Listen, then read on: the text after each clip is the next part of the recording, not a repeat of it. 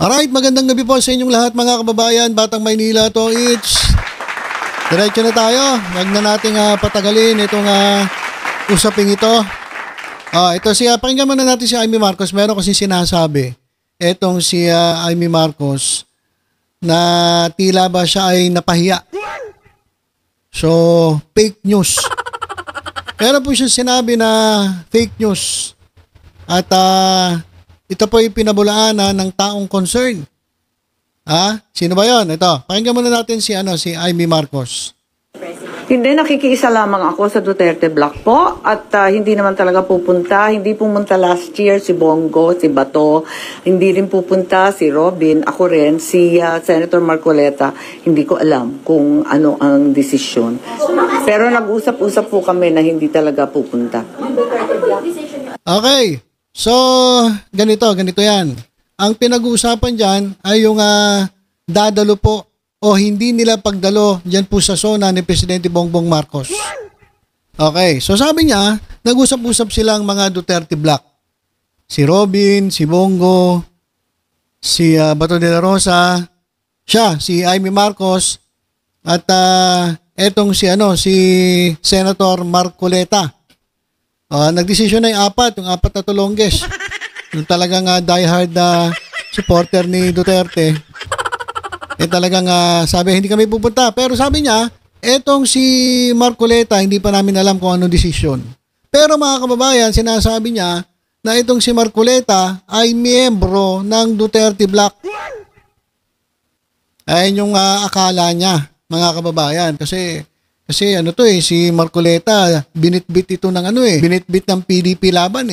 So siguro, akala ni Amy Marcos, ganun nakatindi ang kanyang loyalty sa mga Duterte.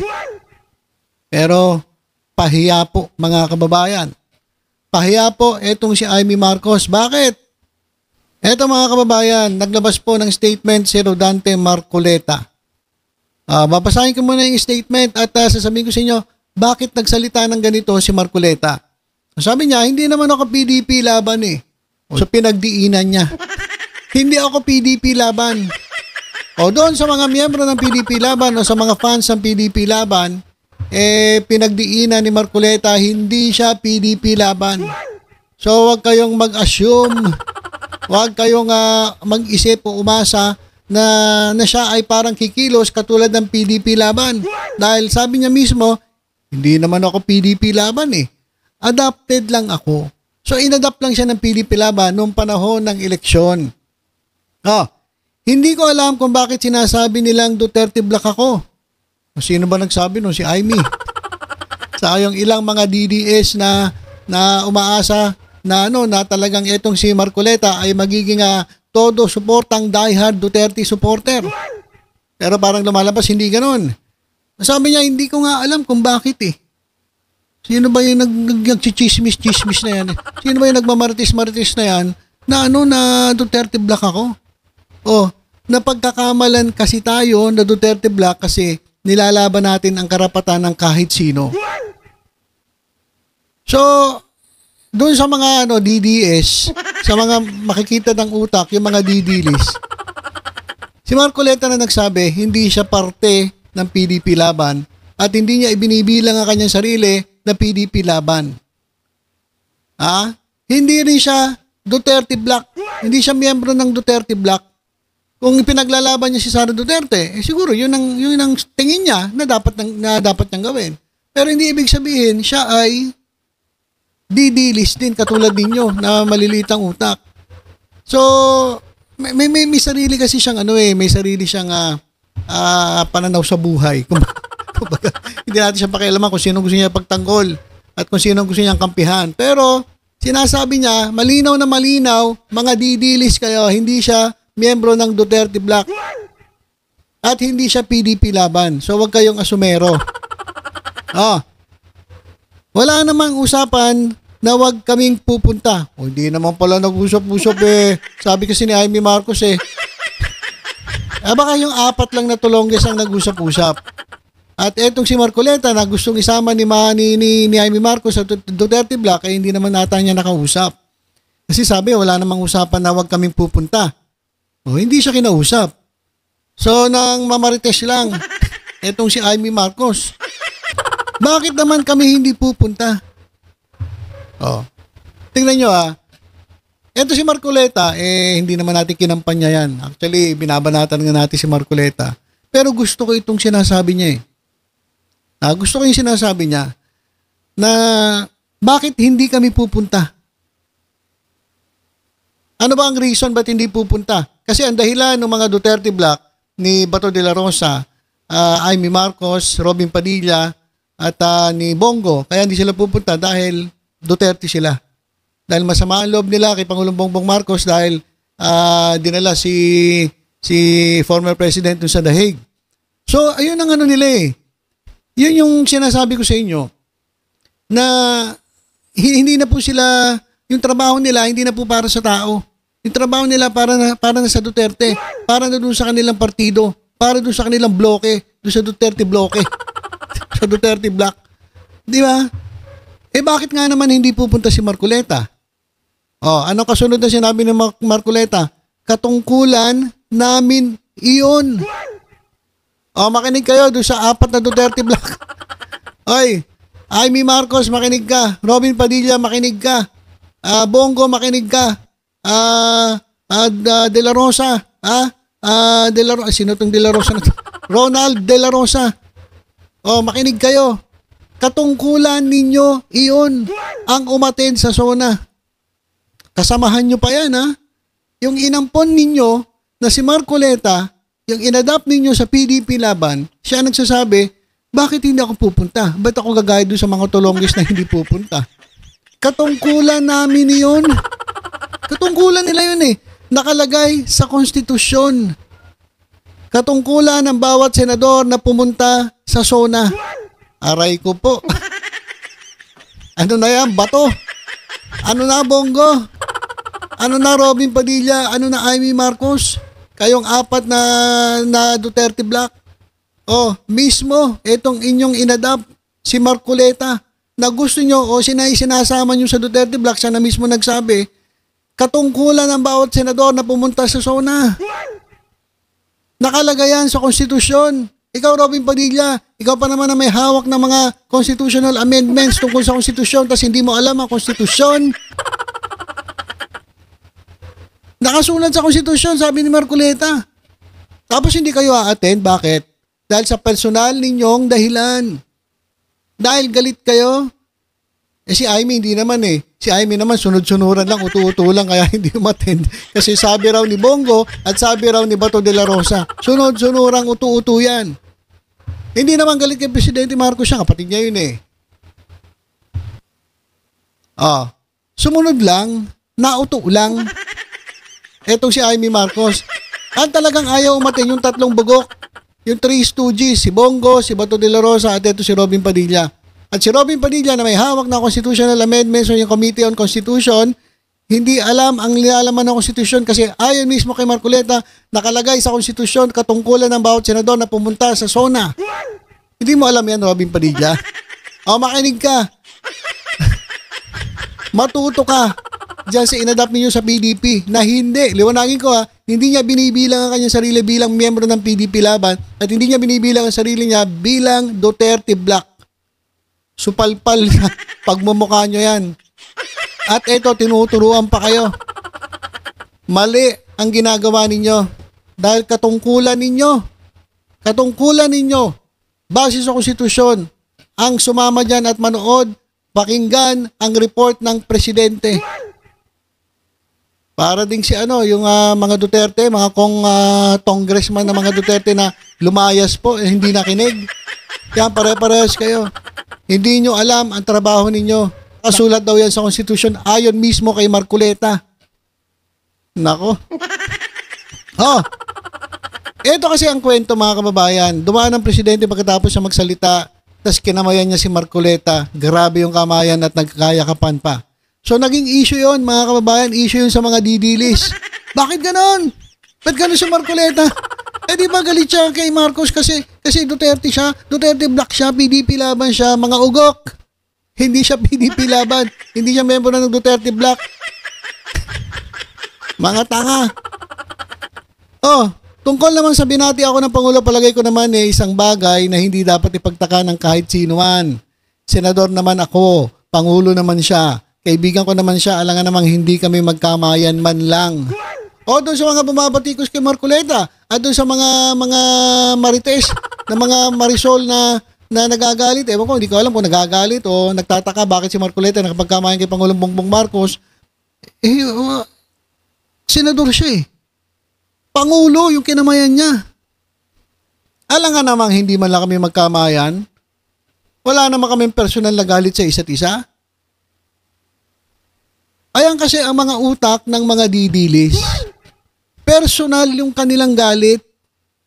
Kaya yung trabaho nila bilang senador, hindi na nila nagagawa. Yung nakasulat sa konstitusyon, hindi na nila nagagawa. Sumasalungat sila sa konstitusyon dahil sa personal nilang galit. Kaya sa totoo lang mga kababayan, sayang na sayang talaga pinapasweldo natin sa mga hinayupak na ito Kaya galing na mismo kay Marcoleta, nasa konstitusyon yan. Saka senador siya. Bilang senador, iginagalang mo dapat ang presidente ng Pilipinas. Pero itong mga bastos na ito na hindi nagpakita, ibahin nyo si Marcoleta. Huwag nyo idamay si Marcoleta. Dahil si Marcoleta gumigit na. Di lang natin alam kung ano pang mga susunod. Pero ito gusto ko tong sinabi niya na to. Kakamayan ko presidente ko yan senador ako. A-attend ako, gusto ko marinig kung ano ang dapat niyang sabihin. Report sa bayan. Kasi kung hindi mo pakikinggan, ano yung kukontrahin mo? Di tanga ka. Wala kang kukontrahin kasi hindi mo nga napakinggan sabihin na natin wala sila doon. Pero nakinig naman sila. Nanood naman sila ng TV. Di ganun din. Di ganun din, di ba? Tapos habang nakikinig sila, pinapakinggan lang nila yung mga hindi magandang sasabihin. Naghahanap ng butas. Ganun po, etong Duterte Black. Kaya mismo itong Duterte Black, si Amy Marcos ay supalpal kay Rodante Marcoleta. Kakatawa tong mga didilis na to. Isa kayang ibang mga magkomento, kala mo. Di pahiya kayo kay Marcoleta. Ito guys, pakinggan natin mismo itong video nung saan pinaliwanag ni Marcoleta yung nangyari. At pinagdiinan niya na hindi naman siya PDP laban at pinagdiinan niya pa na hindi po siya miyembro ng Duterte Black. Ito mga kababayan. Isa pa po siguro ang, ayaw ko lang, kung gusto niyo pong sagutin itong punto na ito. Kasi doon sa tagpo ng matapos magsalita ang Pangulong Bongbong Marcos, aba naman paglabas ng pinto ng plenaryo, kayo po ang nabungaran ang sabi pa naman doon sa mga balita at yung kasama niyo po sa senador, yun daw pong Duterte Black, kasama daw po kayo doon, ay hindi pupunta doon sa zona ng Pangulo. Pero ano daw ba nangyari? Ba't nandun kayo? Mukhang ang Pangulong Bongbong pa po ay yumakap ata sa inyo at mukhang nag-abrisiete pa sa inyo, Sen. Ano ba talaga nangyari? Sino ba yung nagsabi na ang Duterte Black ay hindi pupunta? Wala akong alam doon. Ang sabi yeah. Wala daw siyang alam doon. Amy Marcos. Wala naman daw siyang alam doon sa nagsasabi na Duterte Black. Ni Senadora Amy, nagsalita ata. Si iba pang mga miyembro po ng Duterte Black. Una, Sen, kayo ba kinukonsidera nyo yung sarili na miyembro kayo ng Duterte Black? Hindi ako PDP laban Ayun, alam nyo naman na nung nangampanya ako, maski na nung 2022, adopted lang ako. Yun, opo. Kaya hindi ko alam kung bakit nila sinasabing Duterte Black ako. Opo. Napagkakamalang kasi tayo na... Ayan mga kababayan. Ayan yung nagkamayan sila ni Presidente Bongbong Marcos. Wala pong kumbaga sama ng loob at galit between Marcoleta and President Marcos. Wala, tingnan nyo mga kababayan, grabe pa nga, nagkayakapan pa ata. Duterte Black. Kasi nga, nilalaban naman. Di binibiro pa ni Presidente. Ngayon, umiiyak yung mga didilis. Bakit daw ganyan? Ay, makinig kayo kay dito mismo kay Senator Marcoleta. 2022, adopted lang ako. Yun, opo. Kaya hindi ko alam kung bakit nila sinasabing Duterte Black ako. Opo. Napagkakamalang kasi tayo na Duterte Black. Kasi nga, nilalaban naman natin ang mga karapatan kahit sino. Yun, nagkataon lang na ang karapatan naman ng mga Duterte, kailangan din nating ibigay yung due process para sa kanila. Na pagkakamalan tayo na meron tayong kinikilingan. Hindi. Mapapansin mo sa lahat ng galaw natin, sa lahat ng action natin, palaging yung batas ang gusto nating ipairal. Kung ano yung due process of law. Palaging ganun siguro dahil sa pagiging abogado ko, yung nakikita ko, yung kahit sino, kalaban mo siya o hindi, ibigay mo yung para sa kanya na nakatalagang karapatan sa ilalim ng mga batas natin. Ngayon, wala namang usapan na huwag tayong pupunta. Bakit naman hindi tayo pupunta? Katungkulan namin yon. Totoo niyan, bago kami ma-organize, nakapagboto na kami ng umaga, bago kami nag-iwahiwalay, itutuloy natin ang ating alas 4, pero doon na tayo pumunta sa Batasan Complex sapagkat para ganapin natin ang ating constitutional duty na inihalal na senador ng ating mga mamamayan, pakinggan natin ang ating Pangulo. Katungkulan namin, constitutional yun Bato, Jaime, Robin, Bongo, makinig kayo kay Marcoleta. Katungkulan nyo yun, constitutional duty nyo yun na makinig sa Pangulo. Dapat na maintindihan ng ating mga kababayan. Wag po kayo makikinig kung kani-kanino na gumagawa po ng usap-usap, kaya lalo pong namamali yung iba.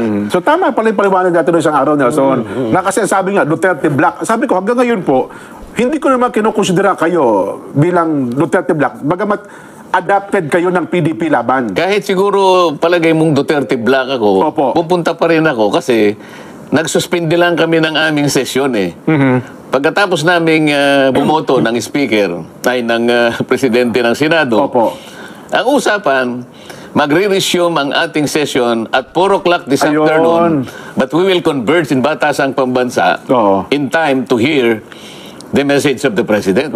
Kasi nakalagay sa Constitution nun dyan. Katungkulan ng bawat senador na pumunta doon. Ngayon, kung ang mga kasama ko, halimbawa, ay hindi pumunta, sila po ang may kagustuhan nun. At sila po yung makapagpapaliwanag kung bakit hindi sila nakarating yung araw na yon. Ngayon, tungkol naman doon sa binati ako ng Pangulo at nagbatian kami, palagay ko naman isang bagay na hindi dapat ipagtaka ng kahit sino man. Senador naman ako, Pangulo naman siya, at kaibigan ko naman siya. Alam mo, hindi naman kami magkamayan man lang, Nelson. Lalo siguro pagtatakan, nag-isinaban yung dalawa. Ayun ang mas malaking issue. Di baka mamaya, lalo naman tayong Kasi daw po yung tagpo na yan. Ano daw binulong sa inyo? Kasi pag bulong, sabay palo sa inyo. Parang sabi ni Ka Norbing ipakita mo nga direct. Hindi ko pa nakita. Ipakita mo direct mula sa simula. Yung, yan. Nandiyan, yung mula kanina. Ayan. May binulong sa inyo, San bulong na Alam mo, pagka bulong, Oo nga pala, no? hindi pinaririnig sa iba yun. Kaya nga, kasi kung hindi naman niya binulong, di sana narinig ng lahat. Halimbawa naman, kung pasigaw yun, hindi nyo na ako tatanungin dahil narinig nyo lahat sigurado yun. Yung speaker naman po, yung sabi nyo, may sinabi rin sa inyo nakita mo naman yan, siyempre magkakilalan man kami ni speaker, di ba? Oo naman. Tinanong kung paano ka ba nanalo? Hindi mo sinabing, ayaw ka paniwalaan ng broadcaster na nananalo ka, parang ganun. Bakit naman yung Yung iba? Bali, nagyakapan din naman kami ni Smith. Hindi nyo man lang itanong, ano ba binulong sa'yo? Kasi may naunang tagpo dyan, Sen, na mayroong mga senador din na parang ayaw pansinin ng Pangulo bakit daw nung nauna kayo nakita nag-appreciate pa sa inyo? Magkaibigan nga kami. Baka hindi niya kaibigan yun. Bakit nyo? Problema ko ba yun? Yun nga, no? Yan ang paliwanag, ha? Naintindihan nyo. Huwag nyo nang... Bakit ba kung binanatan mo yung kaibigan mo, hindi mo na kaibigan? Kasi ako, ugali ko yun. Kahit kaibigan, pag may mali ka, sasabihin ko. Yan ang tunay na kaibigan. Palagi ko sinasabi sa inyo yun, di ba? Maski magkakilala ko. Pag nakita ko na maring may gusto kong sabihin sa kanya, sa halimbawa, sa katatama ng mga pangyayari, bahala siya sa buhay niya kung hindi niya ako pakinggan. At least nasabi ko, sapagkat kaibigan ko siya. Sa nangyayari, lalong-lalo na sa nangyayari sa bansa halimbawa. Meron ako sasabihin. Masama ba yun kung sasabihin ko yung totoo? Tama. O halimbawa, magdamdam sila ron. Hindi sila tunay na kaibigan. Di ba? Napanood ko kay Fernando Poe Jr. yan Alin? Yung tunay na kaibigan, Son Okay. So yan mga kababayan, napunta na kay Fernando po usapan. So yan ang maliwanag. Kaya sabi ko sa inyo nagustuhan ko yung sinasabi ngayon ni Marcoleta. Di ba? Kumagay parang, ewan ko lang, kasi tayo dito sa Batang Maynila Toys, hindi po tayo panatiko. Wala po tayong kinakampihan. Kahit mali ang kahit pro-government tayo, kapag nakita natin may mali sa gobyerno, siyempre, sinisita natin yan, pinupuna natin. At kapag tama naman, pinapalakpakan natin. Ganon din yung mga gawain ng mga Duterte. Kung mali, sisitahin natin.